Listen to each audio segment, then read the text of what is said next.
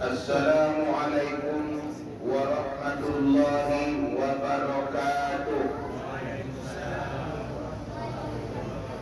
Alhamdulillah, alhamdulillahi hamdan katsiran kama amar. Ashhadu an la ilaha illallah wahdahu la syarika lah, irhaman liman hajada bihi wa ghafar. Wa ashhadu anna Muhammadan abduhu wa rasuluh sayyidul khalaiqi wal basar.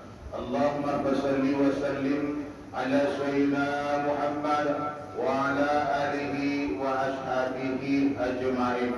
Amma ba'du. Bapak Ketua Musalla beserta jajarannya yang dimuliakan Allah, bapak-bapak, ibu-ibu jamaah tarawih yang kami hormati, selanjutnya anak-anak yang kami sayangi. Dalam kesempatan yang singkat ini, kami ingin sekali mengajak kita semua untuk supaya kita senantiasa meningkatkan iman kita kepada Allah Subhanahu wa Ta'ala.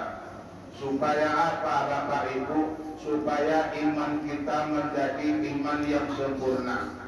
Karena Ramadan diberikan oleh Allah hanya untuk orang yang memiliki iman dan orang yang memiliki iman yang sempurna.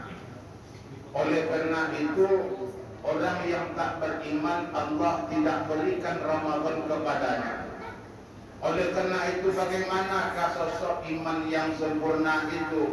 Bapak Ibu jamaah rahimakumullah, kata baginda Rasul, iman yang sempurna itu ialah afdalul imani an ta'lama annallaha ma'aka haitsu ma kunta. Iman yang sempurna itu, kata baginda Rasul, adalah engkau merasa Allah itu berada bersama engkau di mana saja engkau berada dan kemanapun engkau pergi. Itulah iman yang sempurna, kata baginda Rasul. Kalaulah iman yang seperti ini kita miliki Bapak Ibu, insya Allah kita akan mampu melaksanakan ibadah puasa dengan sebaik-baiknya. Salawat berilmi salam tidak bosan-bosannya mari pula kita sampaikan kepada junjungan alam Nabi besar Muhammad sallallahu alaihi wasallam dengan ucapan Allahumma shalli ala sayyidina Muhammad wa ala ali sayyidina Muhammad. Assalamu alayka ya Rasulullah. Judul santapan rohani Ramadan kita pada malam hari ini ialah Marhaban Ramadan dan keutamaannya. Bapak Ibu jamaah tarawih yang berbahagia, Ramadan telah datang kepada kita, yang mana pada malam hari ini adalah malam yang kedua. Oleh karena itu, dalam menyambut Ramadan kita harus kenal dengan Ramadan.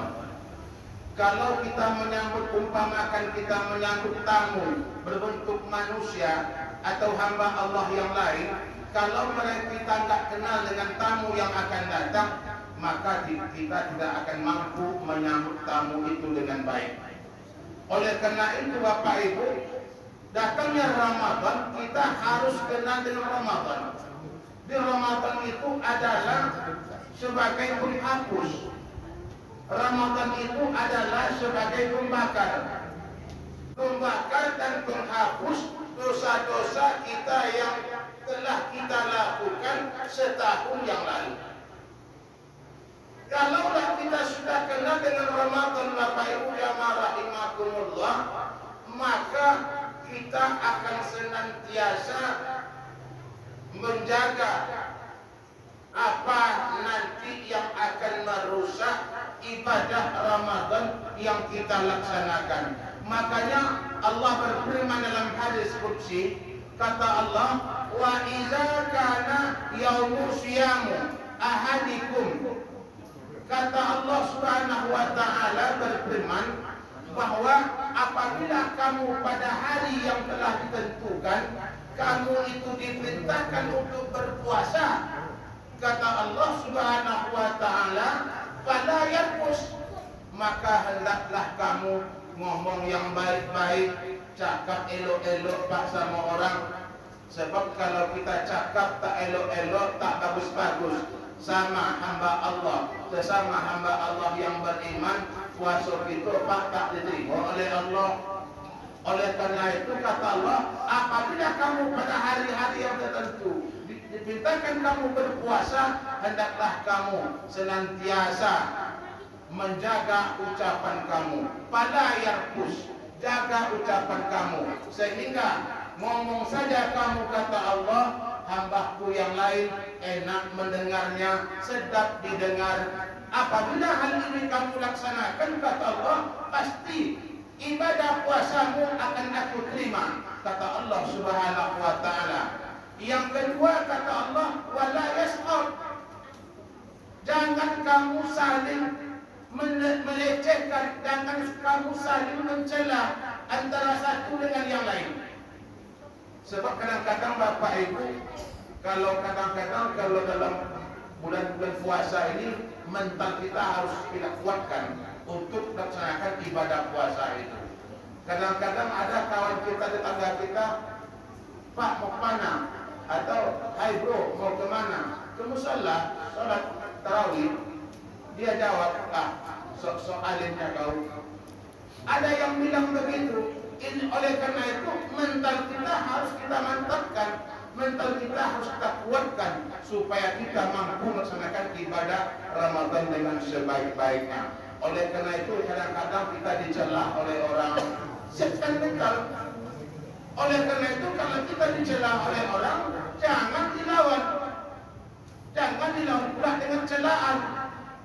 Tapi kata Allah, hendaklah kamu bersabar, ambil sikap sabar yang mendalam untuk menghadapi itu semua. Insya Allah ibadah kamu akan aku terima, kata Allah. Kemudian yang ketiga kata Allah, wa in sabbahu ahadun, kata Allah Subhanahu wa taala, au qatalahu, kalau ada kamu diajak bertengkar, diajak oleh orang berselisih, kata Allah jangan mau. Bagaimanapun ada orang berusaha mengajak kamu bertengkar sewaktu kamu berpuasa, jangan mau, kata Allah. Maka hendaklah kamu jawab, falyakul inni imru'un sha'im, katakan kepada mereka itu bahwa aku sesungguhnya sedang berpuasa. Kalau ini tiga ini kita laksanakan, Bapak Ibu jamaah rahimakumullah, insya Allah ibadah puasa kita akan mampu, akan diterima oleh Allah Subhanahu wa taala. Baru nanti keutamaan Ramadan itu kita dapatkan. Ada hadis yang mengatakan bahwa keutamaan Ramadan itu man shoma ramadhana imanan wa ihtisaban ghufira lahu ma taqaddama min dhanbi. Barang siapa yang berpuasa pada Ramadan itu penuh dengan keimanan yang mantap kepada Allah Subhanahu wa taala, kemudian mengharapkan redha Allah, maka segala dosa-dosa mereka yang sedang berpuasa, yang mantap imannya, yang mengharapkan redha dari Allah Subhanahu wa taala, pasti diampunkan oleh Allah Subhanahu wa taala segala dosa-dosanya, kata baginda Rasulullah sallallahu alaihi wasallam.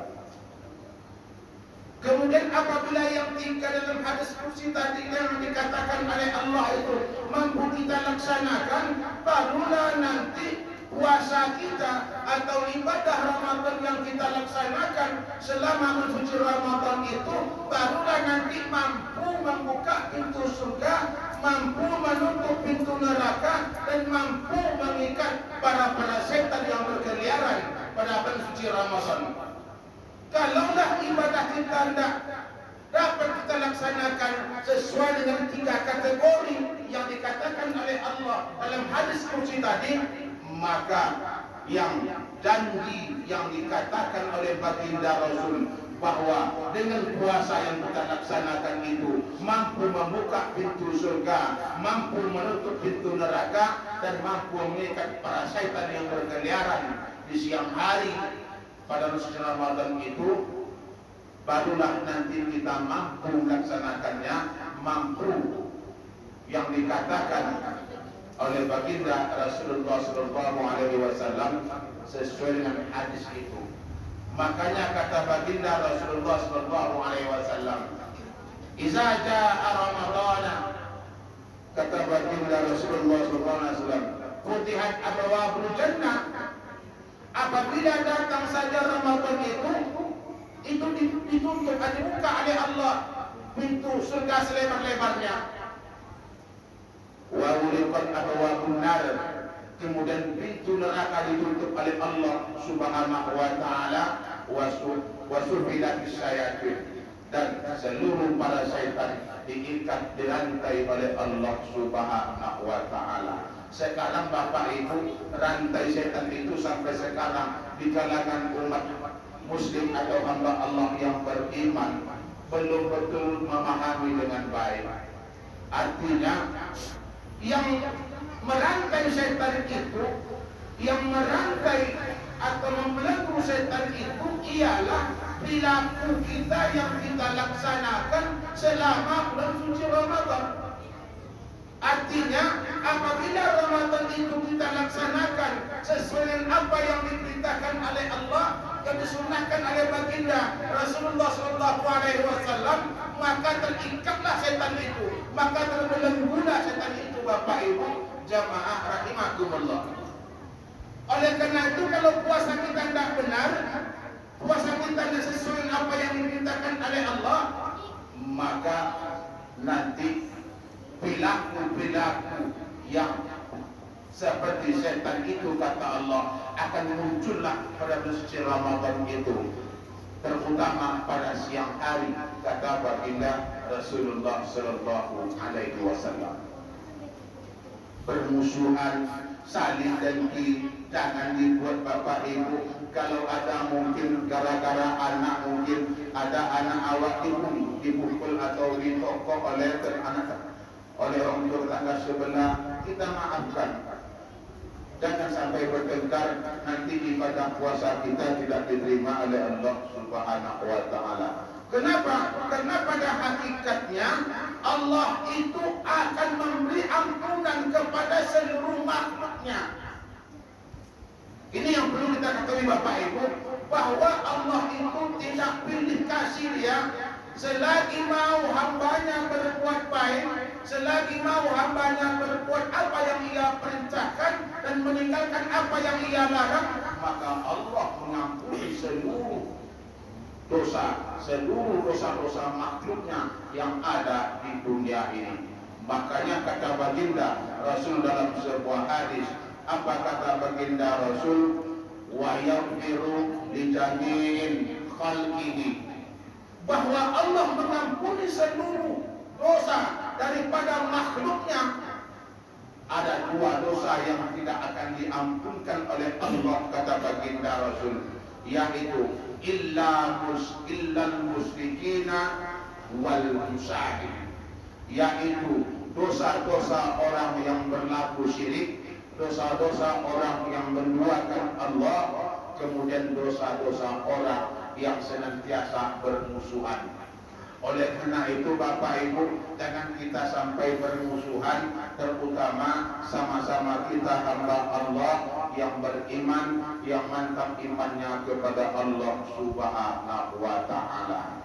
Oleh karena itu, inilah yang harus kita hadapi, inilah yang harus kita laksanakan selama 1 bulan penuh ini, supaya ibadah Ramadan kita Bapak Ibu diterima oleh Allah Subhanahu wa taala. Oleh karena itu harus kita paham, ya ayyuhalladzina amanu kutiba alaikumusiyam itu. Coba pikir Ibu, kalau yang namanya salat itu ada fi'il amar, aqimis shalah, ada fi'il amar dan kata perintah. Zakat juga ada kata perintah. Haji juga ada kata perintah, tapi puasa tidak ada kata perintah. Kutiba itu artinya kataba. Kataba itu dalam bahasa Arab itu artinya menulis. Artinya puasa itu telah tertulis sejak dulu orang-orang sebelum kita, maka diwajibkanlah oleh Allah kepada kita. Karena di dulu memang kata kutiba telah tertulis, maka kata kutiba di sana artinya diwajibkan. Karena memang telah tertulis Bapak Ibu semenjak dulu. Makanya yang namanya ibadah puasa itu hanya Allah yang akan membalas. Oleh karena itu ada kadang-kadang Pak, kadang-kadang kita sedang berpuasa salah cakap. Apa kata yang lain? Tahu saya ke puasa lagi, kau cakap tak betul. Tapi aku puasa kau sama Allah. Jangan mau lanjutkan puasa. Karena yang membalas ibadah puasa kita Allah. Kalau kita yang tak sengaja ungkapan bercakap menyinggung saudara kita dipengaruhi oleh kata-kata yang seperti itu, jangan lanjutkan puasa sesuai dengan apa yang diperintahkan oleh Allah dan disunnahkan oleh baginda Rasulullah SAW. Inilah yang akan kami sampaikan kepada kita semua. Semoga hendaknya sampai berakhir Ramadan ibadah kita diterima oleh Allah Subhanahu wa taala. Amin ya rabbal alamin. Terima kasih atas perhatian. Mohon maaf atas kekurangan. Wassalamualaikum warahmatullahi